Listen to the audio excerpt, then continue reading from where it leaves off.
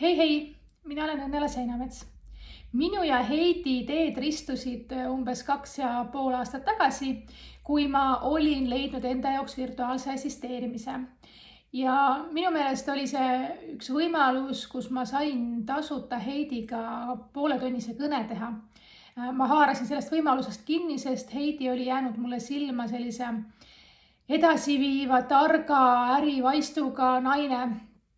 Ja minu üllatuseks oli see, et ma pöördusin sinna virtuaalse assisteerimise teemaga, et kuidas edasi minna, mida teha, mis on need sammud.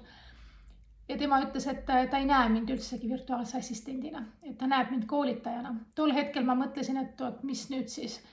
Et ma ise ei tahtnud enam väga nii palju inimestega koostööd teha, sest et ma olin olnud juht ja mul oli kogu aeg inimeste juhendamine.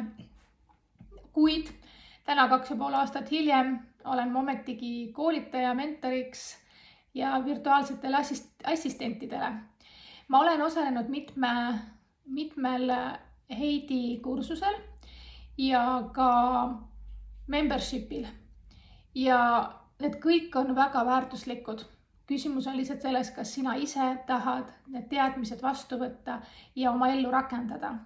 Mina olen väga palju asju võtnud endale ja kindlasti ei saa öelda, et ma need 100% täitnud oleksin, aga Heidi oskab väga hästi kõike seda edasi anda. Ta oskab sinu alateadvusest toimetada, ta on nii mitmekülgne naine, ehk et mina täiesti soovitan, kui sul on vähegi soovi enesearenguga tegeleda või ka oma äri arendada, siis võta Heidi endale teekonnal juhendajaks ja läbi tema kursuseid või ole membershipis ning vaata, kuhu see viib. Peaasi, et sa oled avatud.